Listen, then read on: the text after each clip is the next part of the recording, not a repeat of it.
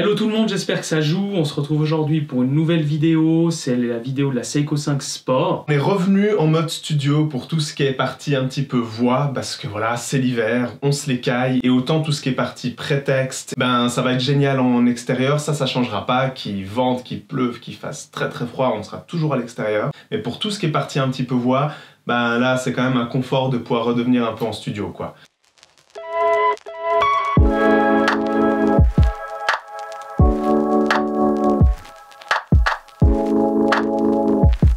Alors premièrement, merci pour l'énorme succès et je sais pas si vous en souvenez, la vidéo 5 Sport, on a eu la chance de l'avoir eu pendant une journée entière grâce à la boutique Seiko.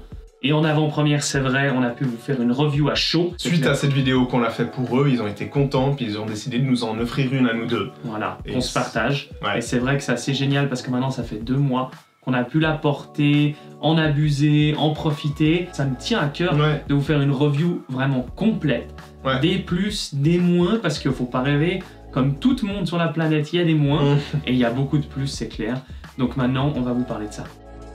Quand Seiko France nous a dit que voilà, parmi les plus de 20 déclinaisons que cette Seiko 5 Sport propose, Seiko France nous a demandé laquelle vous voulez. Il s'avère que l'autre choix s'est porté sur une montre qui, pour nous, après discussion, s'avère la plus emblématique de notre point de vue de cette nouvelle collection.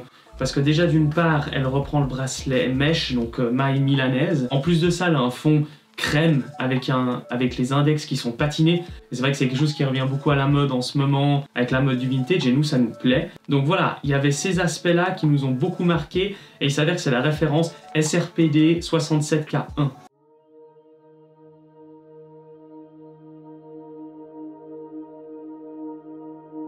Dans Seiko 5 Sport, il y a sport. Et c'est vrai que c'est quelque chose, on a voulu la mettre à l'épreuve cette montre. Une montre qu'on a maintenant depuis plus de 2 mois. On est allé à la montagne, à la Dole, en Suisse, dans le Jura. Et puis on l'a soumis un petit peu à plein d'épreuves. Dans la neige, on a profité de faire des plans dans la neige. Avec nous dans la neige, on sait pas rouler, il faut peut-être pas déconner non plus. Non, je vais pas lancer de boule de neige non plus. Mais l'objectif était quand même de voir si elle porte bien son nom, qu'elle est une montre sportive.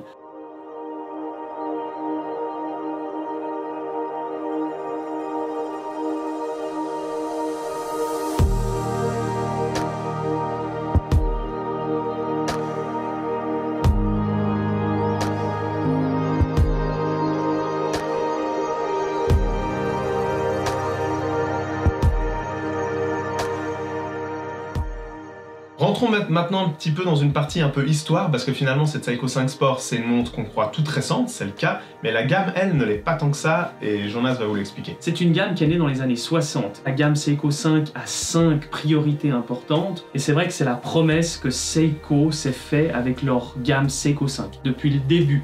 Et ils la respectent encore une fois de plus dans cette gamme Seiko 5 Sport. Tout premièrement, un mouvement automatique. Deuxièmement, afficher le jour et la date à 3 heures. Troisièmement, être étanche. Quatrièmement, aborder une couronne à 4 heures. Et cinquièmement, pour terminer, je pense que c'est la chose la plus essentielle, c'est de proposer un boîtier et puis un bracelet ultra résistant. Et ça a toujours été leurs 5 points hyper importants. Et voilà pourquoi elle s'appelle la Seiko 5. En plus de ça, faut pas oublier que ces modèles Seiko 5 Sport, c'est collé. Par exemple, on prend la référence 6138, voire même la 6139, sont des gammes extrêmement collector. Et maintenant, on a des prix stratosphériques pour par exemple la Seiko Pog. C'est une montre qui a été portée par un astronaute, monsieur William Pog, et ça rend cette montre quand même à échelle internationale.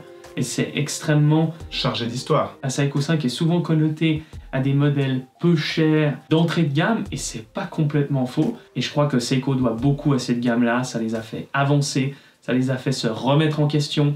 Et je pense franchement que c'est une sacrée gamme et que tout le monde doit la découvrir parce que c'est vraiment important si on aime Seiko de connaître cette gamme-là.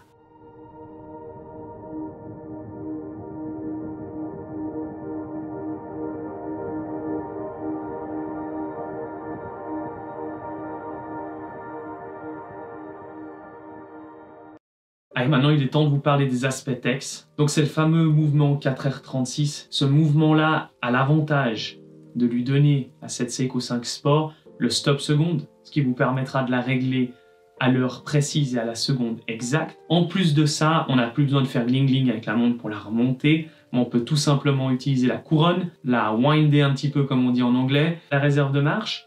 Elle est malheureusement qu'à peu près d'une 40aine d'heures. Et je trouve que maintenant, les progrès qui ont été faits dans les mouvements horlogers, c'est plus tellement suffisant d'avoir une réserve de marge de 40 heures. C'est une montre assez présente sur le poignet, avec 42,5 de diamètre, 13,5 mm d'épaisseur. Ça fait une montre bien présente au poignet, mais heureusement, corne à corne, donc lug to lug, on n'est qu'à 46 mm. Alors, on a de l'entrecorne de 22 mm, comme la Seiko SKX auparavant, donc rien n'a changé, hormis le fait que cette fois-ci les cornes sont percées, donc ça apporte une simplicité pour l'utilisateur de changer de bracelet juste en poussant les barrettes.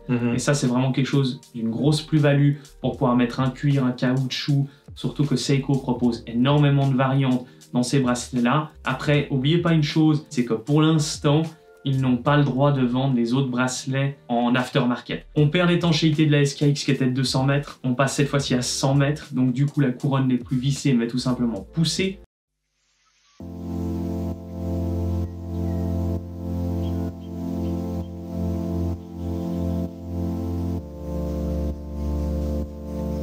Maintenant, vous connaissez bien cette montre, les aspects tech, c'est plus un secret pour vous. Maintenant, on va rentrer dans quelque chose d'un petit peu plus subjectif. Ça fait 2 mois et demi qu'on se partage, Jonas et moi, cette montre. Jonas, lui, est dans le milieu du tennis, quotidiennement, c'est son travail majoritairement du temps. Moi, je suis graphiste dans un bureau, puis à côté, on a cette activité de vidéaste où on fait des vidéos pour plein de choses, mais on vous en reparlera peut-être dans une autre vidéo un peu plus présentation. On a pu se partager cette montre et la tester dans des contextes très différents. Moi, je vais vous parler maintenant un petit peu de mes points forts de cette montre, de ce que finalement j'ai apprécié sur cette montre, mes côtés positifs et mes côtés un peu plus négatifs. C'est très subjectif et dans mon utilisation qui m'est propre. Mon lieu de travail fait que je mets des chemises et choses comme ça durant toute la journée. C'est une montre qui est, de par le modèle qu'on a choisi, très élégante, en tout cas moi j'estime très élégante, et finalement quand je portais une chemise, j'avais vraiment l'impression de porter une montre qui était totalement dans mon univers, et ça me plaisait. Le moins dans ce domaine-là, c'est que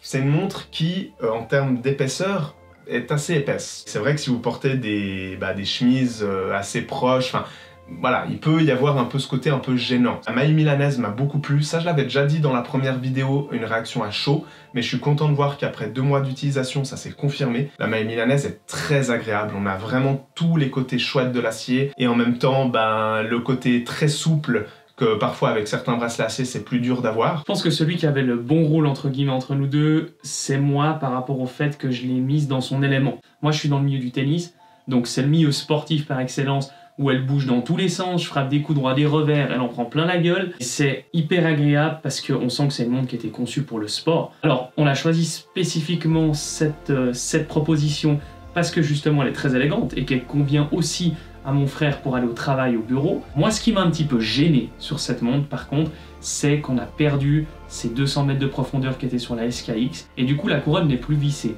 Et c'est vrai que ça me gêne un peu, et je pense que c'est plus le psychologique qui parle, mais quand il faut aller se baigner, quand il faut aller prendre sa douche au vestiaire après, une fois que c'est fait, j'aurais plus tendance à l'enlever que la laisser. Une autre chose de mon côté qui m'a plu avec cette montre à la porter au quotidien, c'est le fait qu'elle a la possibilité de vous indiquer le jour et la date. C'est assez cool que pour le prix de 350 francs environ, elle vous donne ces deux complications entre guillemets qui est franchement au quotidien assez agréable à utiliser, à découvrir, et moi ça m'a plu.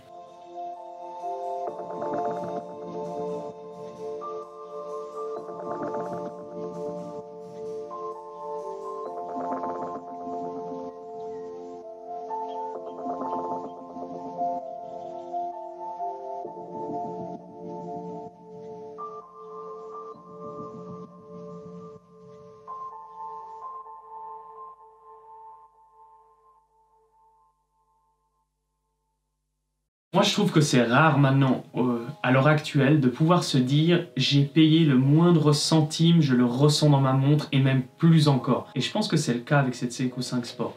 On a payé, du coup, rien du tout. Ouais, mais par contre... Ça, c'est une chance qu'on a. Voilà, mais dans le commerce, c'est une montre qui va coûter 350 €.